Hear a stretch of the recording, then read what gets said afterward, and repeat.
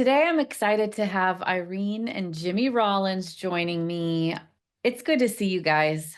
Great to see So good you. to see you. We just hung out a few months ago in real life at Lakewood Church. We did a marriage conference together, and it was just fun to get to be together in real life again.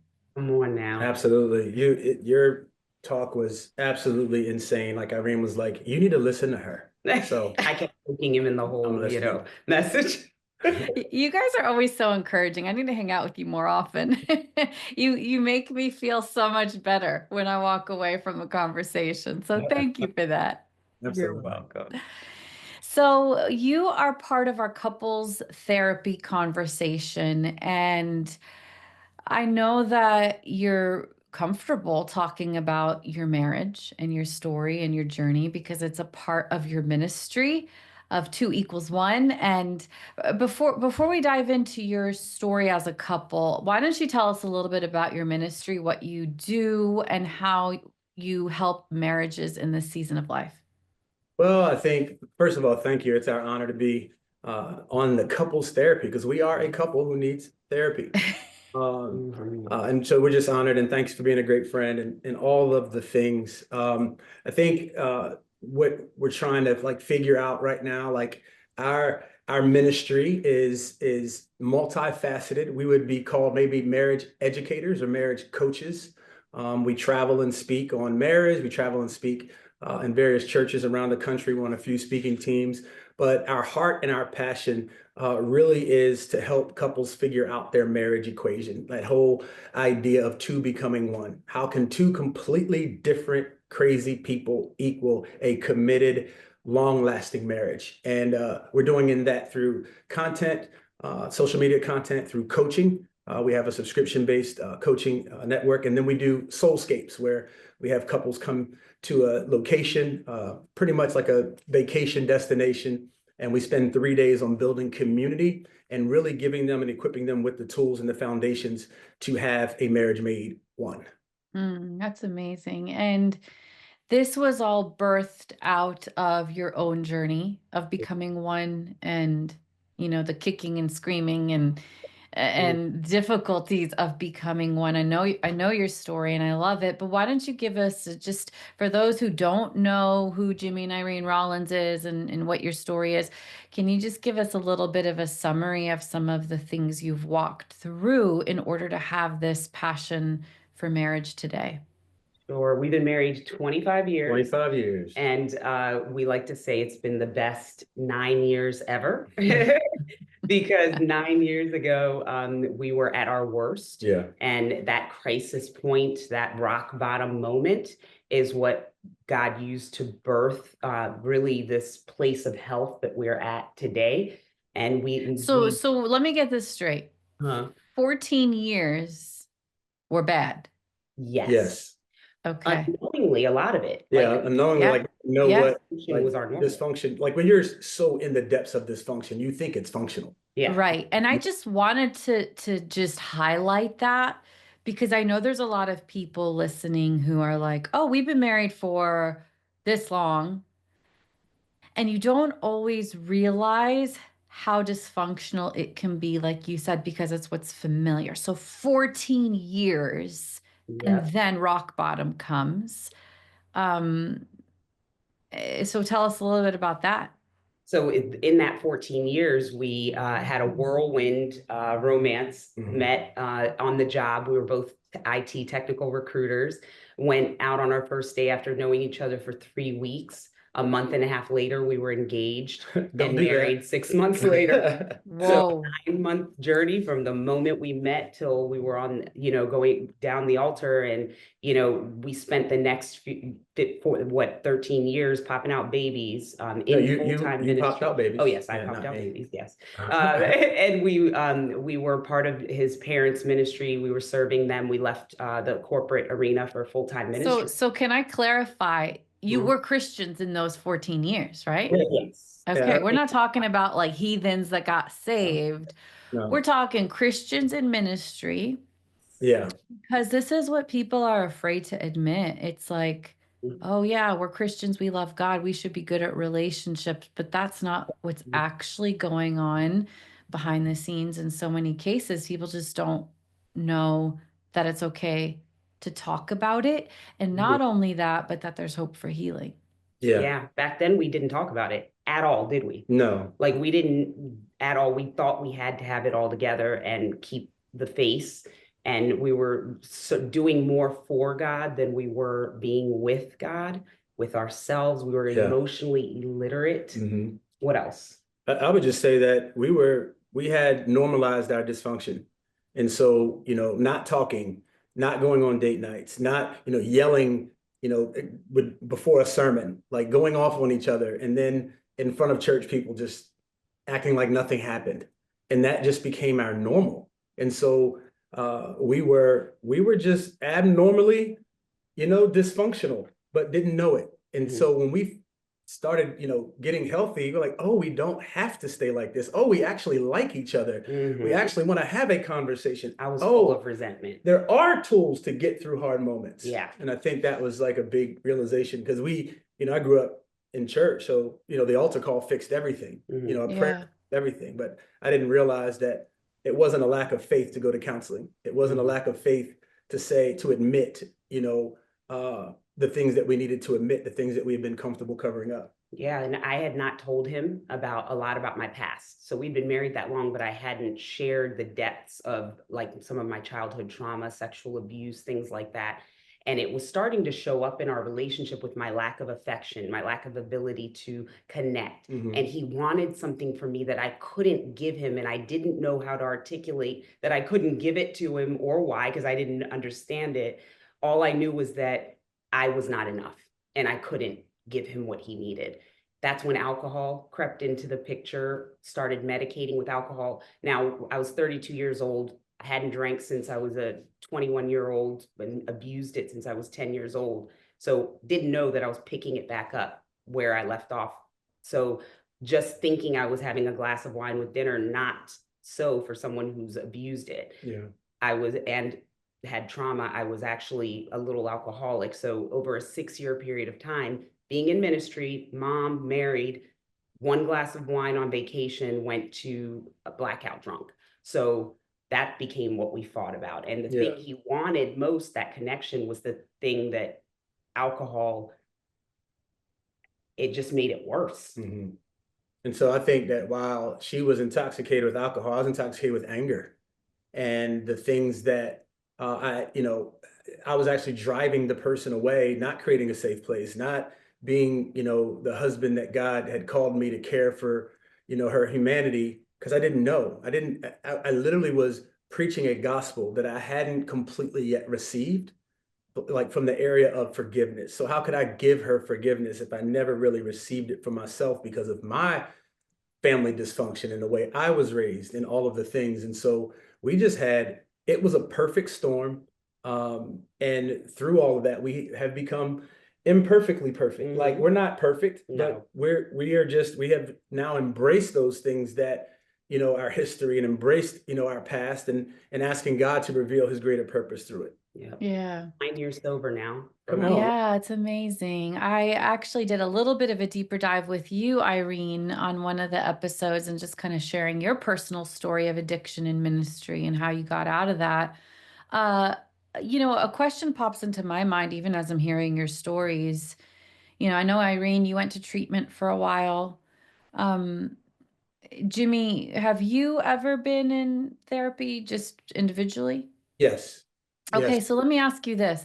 How do you get a big black man to go to therapy? I just want to hear more for all the other big black men listening who, there is a struggle for certain subgroups to get into therapy. I come from the Middle Eastern background. It is very difficult to get a Middle Eastern man into therapy.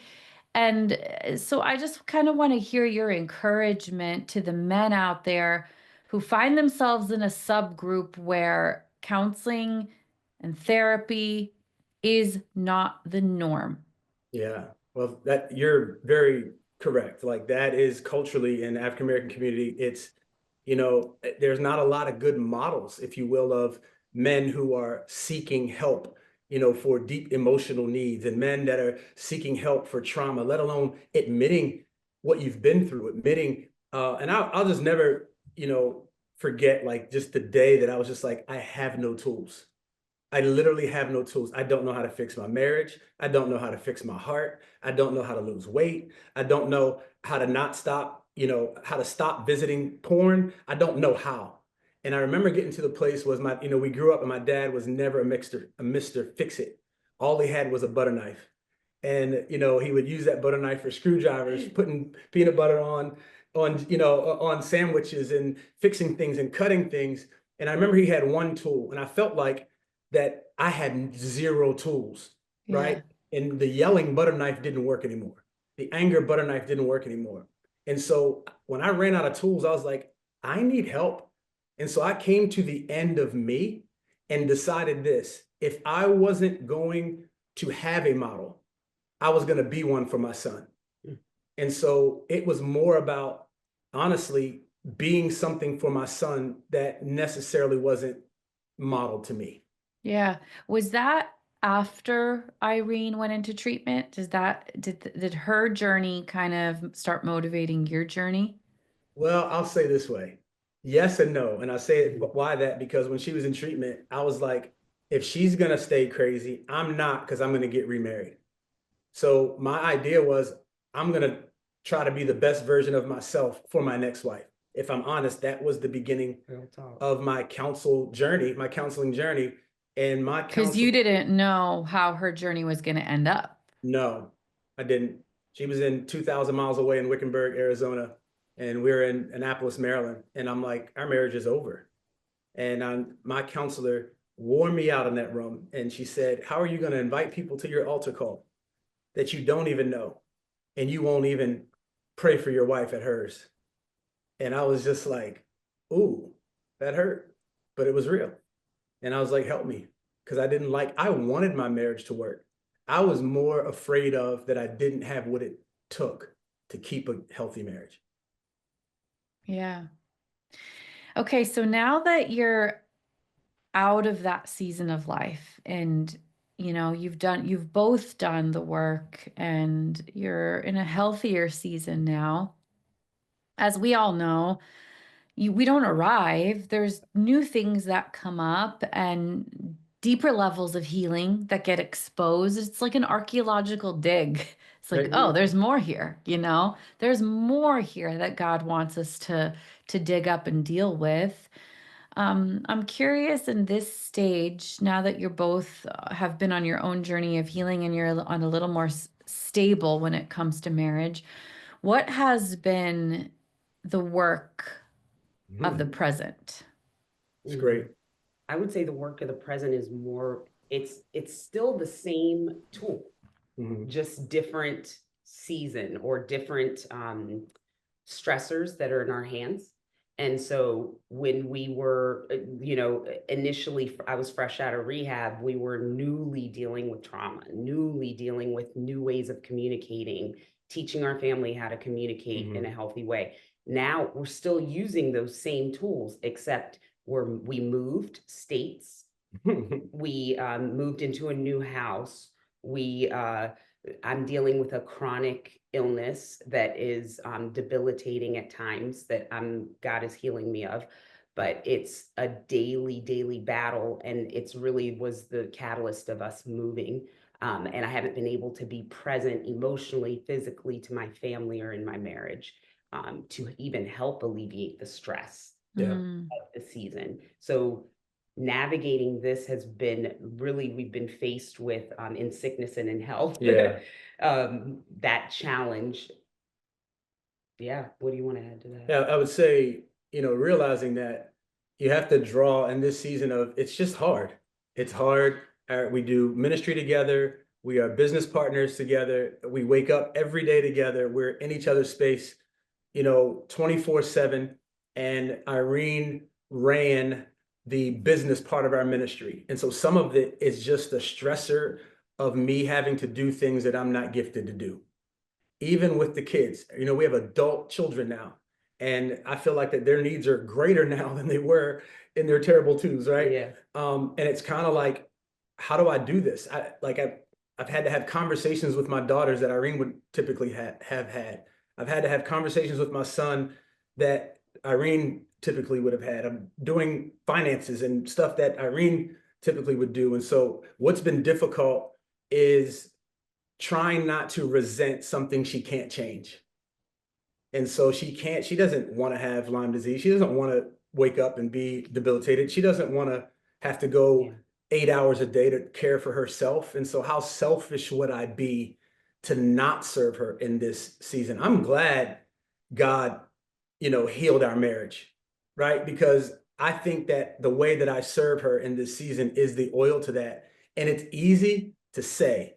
It's hard in the moments. It's hard when I'm just being normal and I drop something and it's in her face, like, gets misconstrued because she can't take the noise. And I'm like, do you just want to be single? And I'm crazy. So I'll say, some things that I'm not really meaning, but I'm like, at the same time, I'm like, man, it's really hard to navigate this time and season that we're in right now. And so Yeah. it's new. At 25 years of marriage, we're dealing with something we've never dealt with.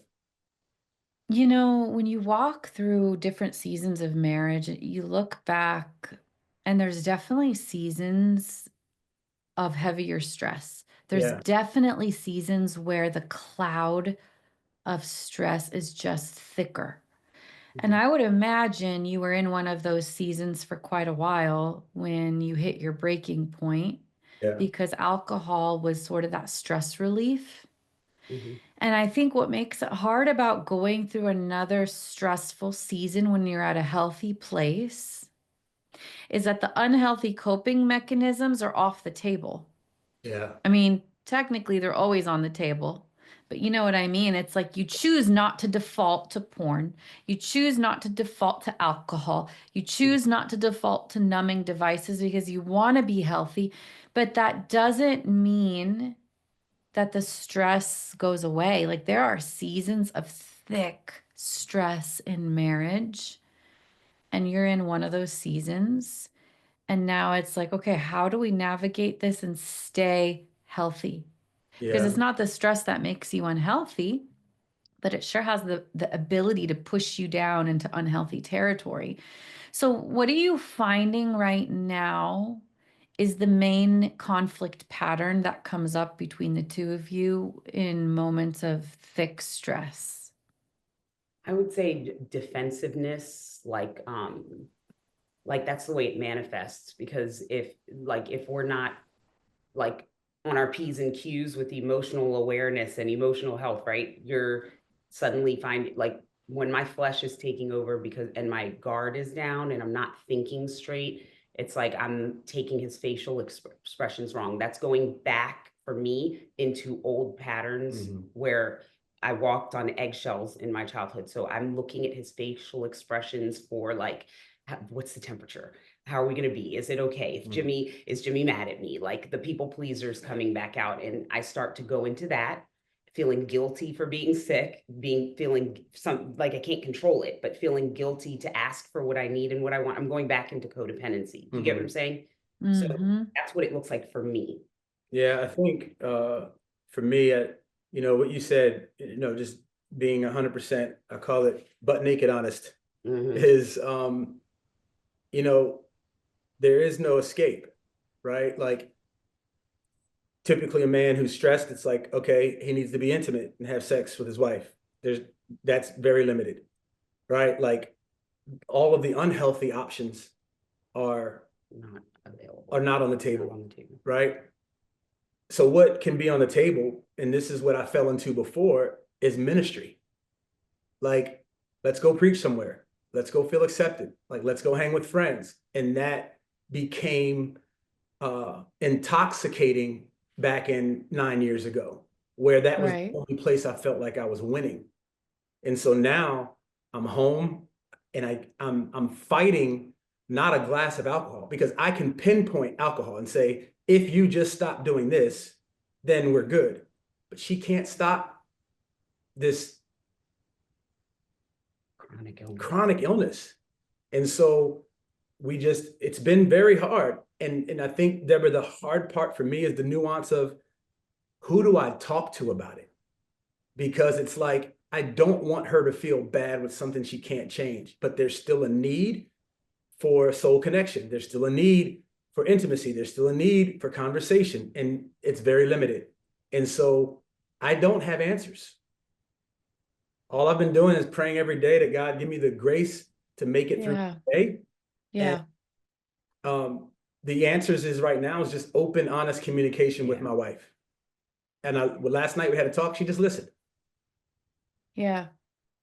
So you're kind of in a season of being a caregiver. Yeah. Ultimately. Mm-hmm. And that is hard. It's hard for the caregiver and the care receiver. Mm-hmm. You know, it's hard to feel like you have to ask and you don't want to burden them, and you don't want to feel like you're not holding up your portion. Yeah. But at the same time, you literally have a need. But then on the other side, it's hard to not feel like you're doing it all. You're tired. Yeah. You've got nothing left to give, your capacity. So this is a season where you really have to, both of you, honor your own capacity. And I do think, Jimmy, for you, you have to make it a priority to be filled, because if you're not filled on your own, it's going to be so much harder to pour out what you need to pour out into Irene and into your family and into those daily rhythms. I guess my question to you is, what are you doing in this season to stay filled? Like what, or maybe you could say, I'm not doing it in this season, but I do know these are some things that actually do fill me up in healthy ways. Well, thank you. And this is why this is so good and so real. So I'll be scheduling meetings with you outside of this. But anytime, Jimmy. Yeah, I think one of the things that we just did, so 2 weeks ago, I was just like, babe, I can't take anymore. And I think the open communication has been great. Yeah, because if you don't say it, like if you don't say it in an open, honest, clear, direct way, hey, I'm struggling. Hey, I don't have any more capacity today. Yeah. Hey, I want to help, but I don't feel like I am able. Yeah. It's not about you, it's about me and my capacity. If you don't say it in a clear way, it comes out passive aggressive. It comes out rude. It comes out huffing and puffing. It comes out irritable, cranky, annoyed. Like it's gonna come out. It's either, is it coming out open and honest, or is it coming out passive aggressive? Yeah. I think That's so good. one of the things, and first of all, just being slow to speak and quick to listen, like I'm taking that in, right? And one of the things that I really have, Irene would probably, co-sign this. I've really tried to be self-aware. Yeah. Where I'm at. So we decided 2 weeks ago that it was okay for me to go away on a 7-day personal retreat. So I went to Scottsdale, Arizona, played golf for 7 days. Golf is the only thing that I do that my brain can completely shuts down. My phone is completely off. And we agreed to that with accountability, right? So, because I normally don't travel alone, but I needed space. Yeah. Irene recognized that and was okay with that. So I sent a text out to 3 pastor friends and said, hey, I'm going on this space. I'm going to be here alone. Here's what time I'm going to be coming in every night. This is what I'm reading. These are the things I'd like you to call me on these days. And I preemptively set up accountability and still kept open communication. I know I need downtime. The hard part of what we do for a living is very public. And I needed to be in private. And I feel like the more I win at private battles, the more it fills me up in the public. And so worship every day. I just got up, put on worship, and just let my father love on me and me love on my father. Every day. I worked out every day. I did just water because I know that I can eat my pain away. Right. And I called my wife, we talked, and even Deborah got to one point, I was going to get a massage. And this just happened last week. And I had scheduled it. And they had female, and I called Irene, I says, I just don't feel right. And I canceled it. She didn't tell me to cancel it. And she goes, are you good? I said, no, I'm good, but I don't want to be tempted. Yeah.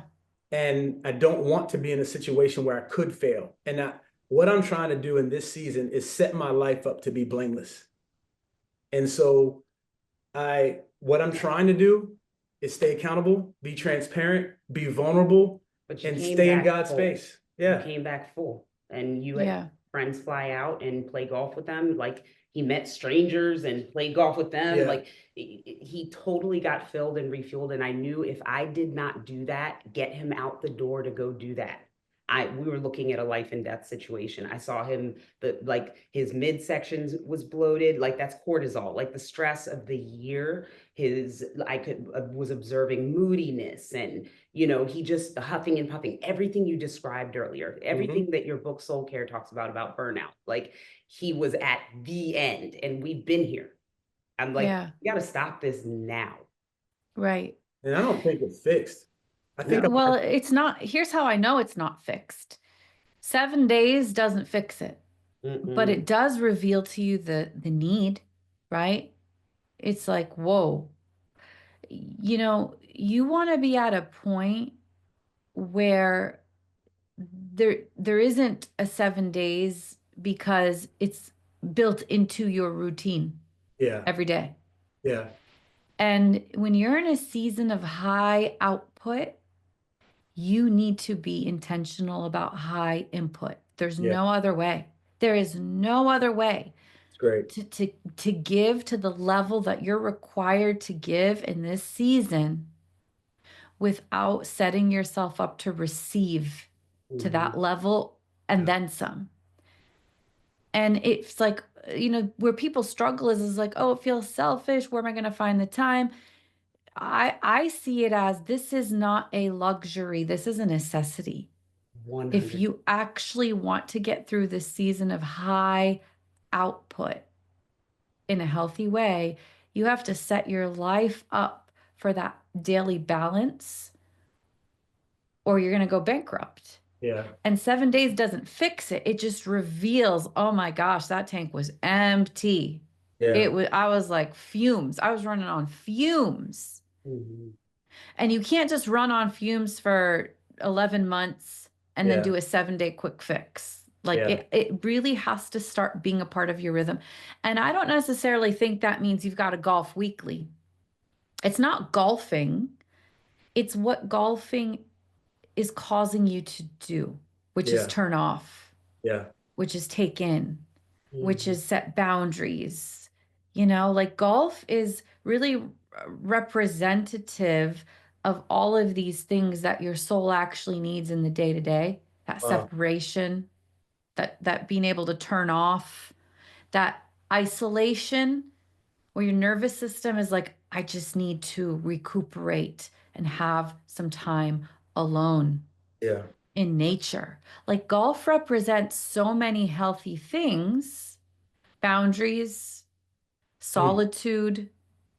Are you writing this down? Putting away the distractions of cell phones and Wi-Fi. And, that's what golf represents. It's all these deeper needs. And it's like, oh, this feels good.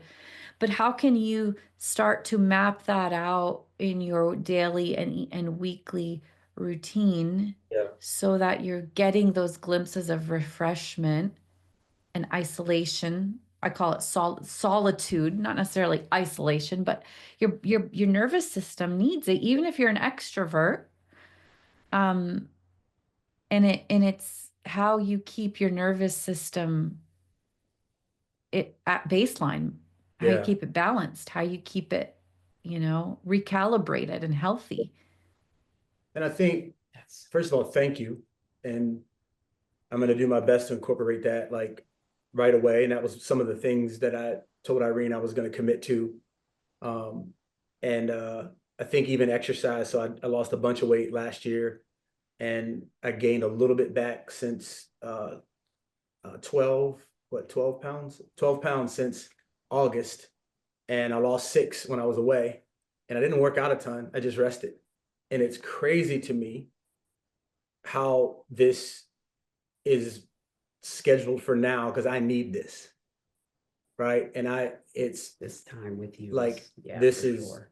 I'm trying not to cry because I feel like very emotional right now from the standpoint of, I'm not saying I'm trying not to cry. I'm just like, my emotions are stimulated right now in a very good way that feels somewhat refreshing with this conversation. But it's been hard, and Irene has always played this role in our marriage. She's always said, we're gonna rest, we're gonna do this, we're gonna do that, da, da, da.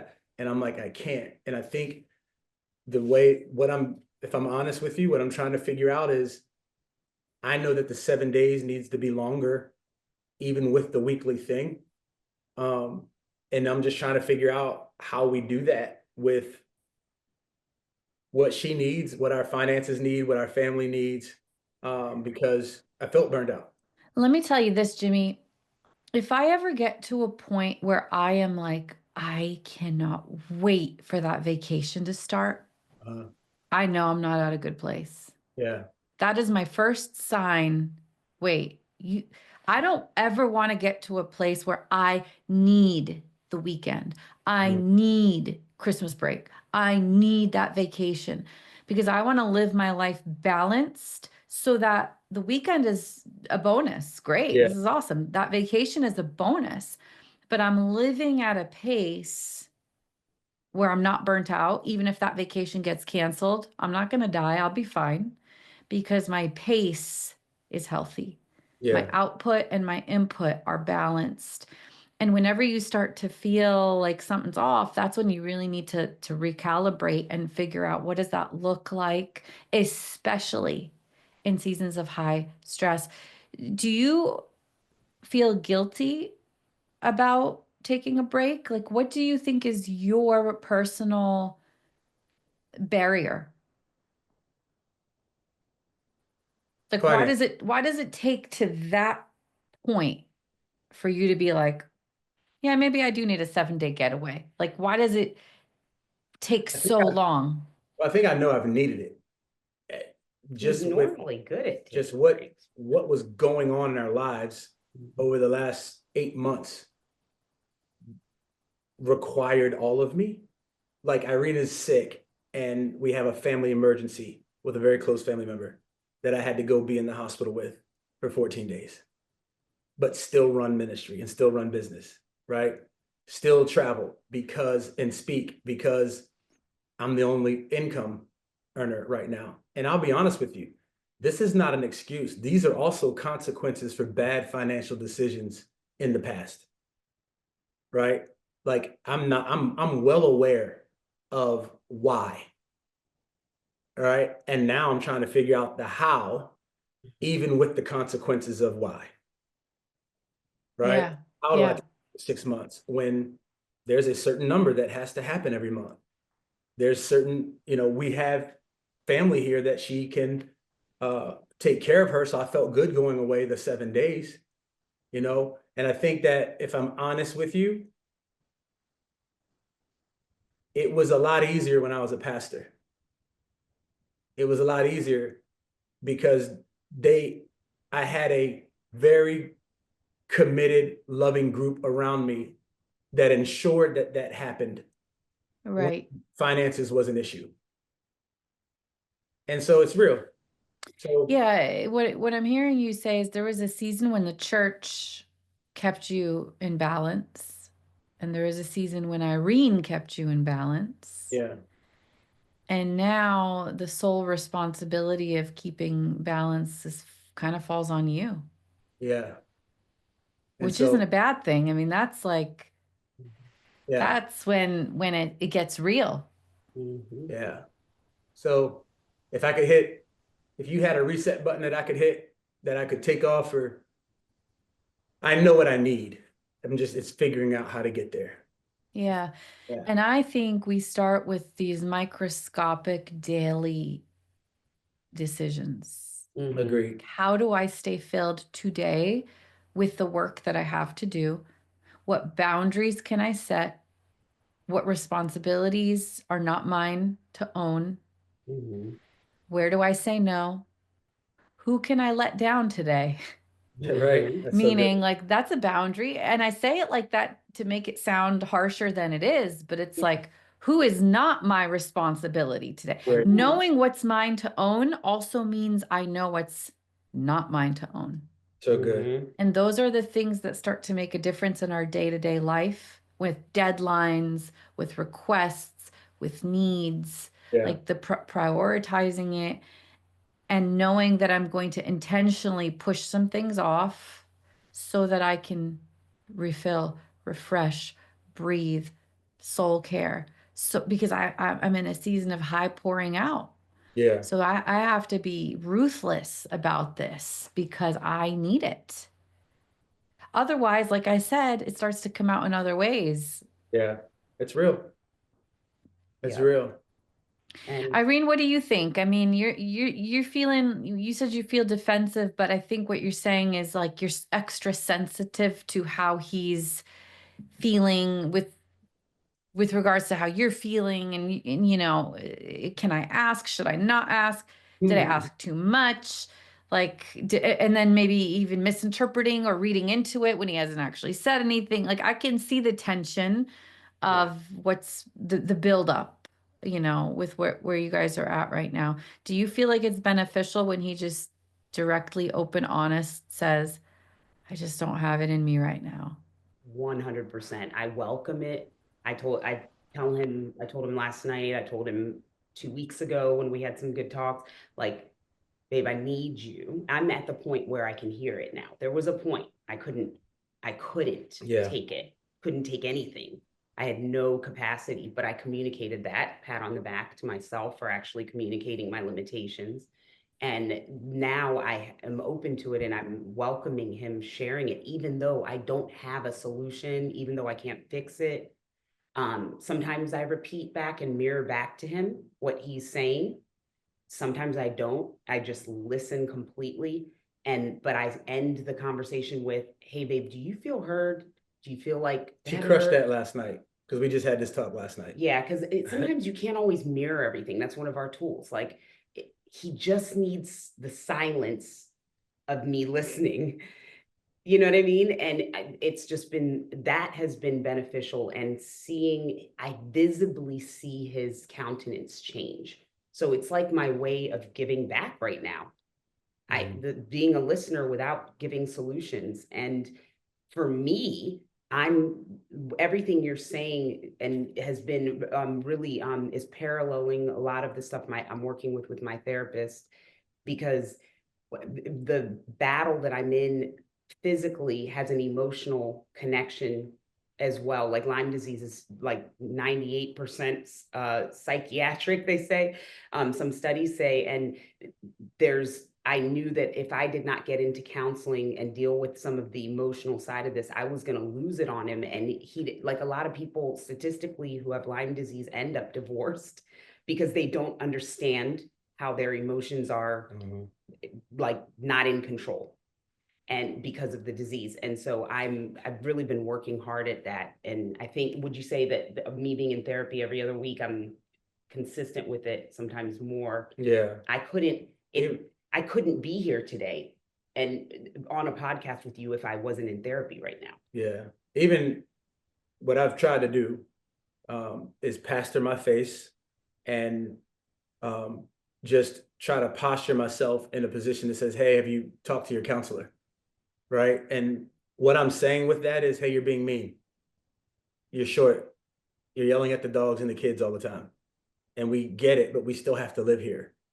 I can 100% see how couples get divorced that are dealing with what we're dealing with. Yeah. We're just determined that because we practiced the tools so much when it wasn't this bad, Mm-hmm. it didn't make it perfect. It made the tools permanent. So Yeah. now we're just, hey, how are you feeling? Hey, what I make up about when you do that? I know it's not you, but it's really hard to like walk around on eggshells. Or for me not to Like, take it personally. but Right.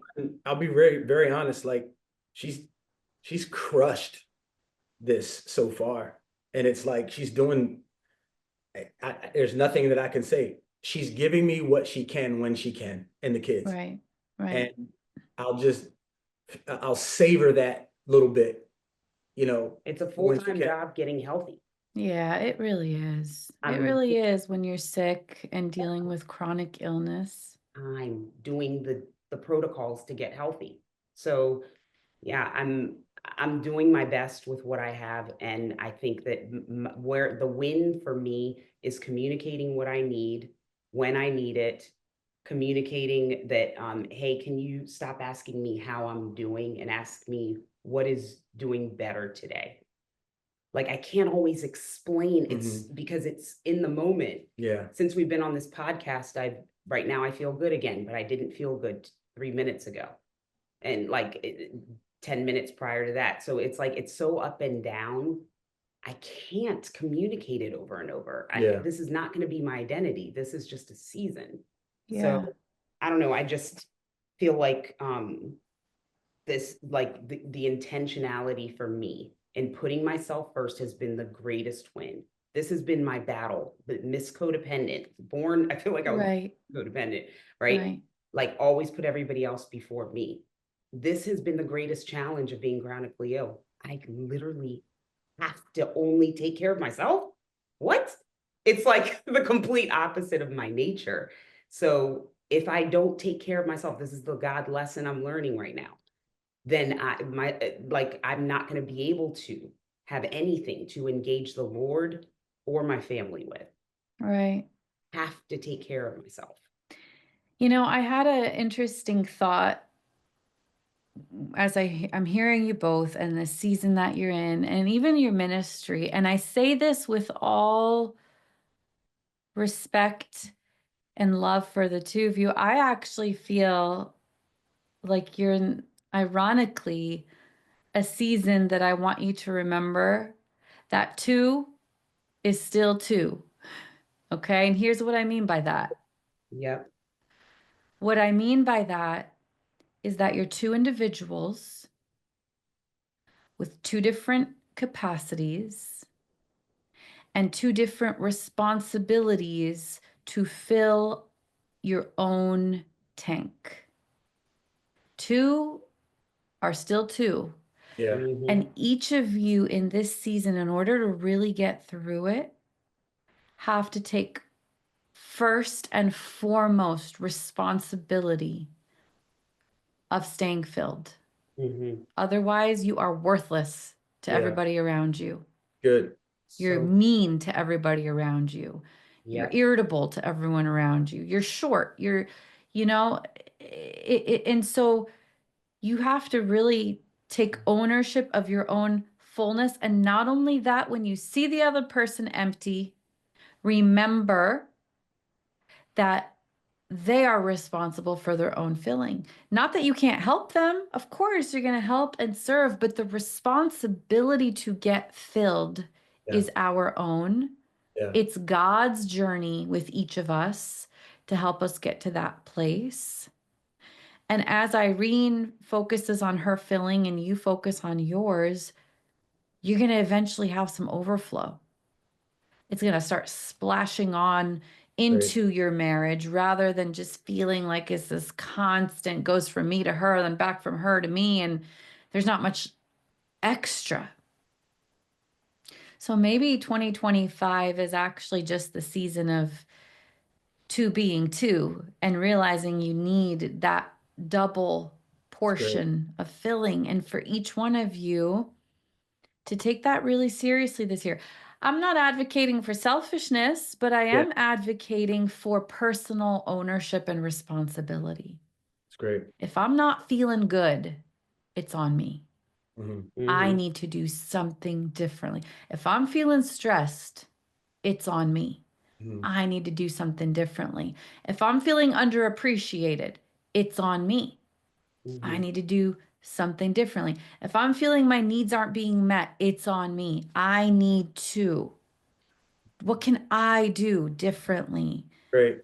So I just wonder, I'm imagining those two cups getting filled to the brim, and in that overflow is this marriage, is that oneness that God is doing something in each of you this year. And again, for the codependent couple, becoming independent is part of the journey of healing. Yeah. And I say independent to mean full ownership, full responsibility. It's great. That resonates with my soul. Me too. Yeah, so I'm excited to see and kind of help you each map out what that looks like for each of you as individuals this year. You know, Jimmy, I'll take you up on that. So Yes. We will schedule next week. we will. Free. I need it. Yeah. We will be in touch to kind of figure that out so that you guys can get through this year really well. Thank you. Thank We need you it. so This much. is so God ordained. Yeah, it was such a privilege to chat with you and to get to know you and you know, just to be invited into your journey. Absolutely. Thank you so much. This has been so helpful. Absolutely. We will follow up and we will follow through. I've taken lots of notes. I'm gonna take. So quickly tell us if people want to connect more with your ministry and your books and your work and your speaking and all that you guys have to offer, what's the best place for people to connect with you? Absolutely. We have a website, 2equals1.com, if you spell it out, all the way out, 2equals1.com, or follow us on social media at I am Jimmy Rollins or Irene Rollins. And we would love to do life with couples, you know, who are figuring this out together. You know, we are in this together. And we really believe that confess your sins to God, you may be forgiven, work this thing out with individuals so that you can be healed. I believe that in community we find healing, and we are glad that we are in the community of Deborah Folletta. Yes. Well, I'm so grateful for you all and the ministry that God has entrusted you with, and that you are courageous enough to peel back the curtain as you do this marriage thing. And so thank you guys. God bless you, and we'll be in touch. All right, thank you so much.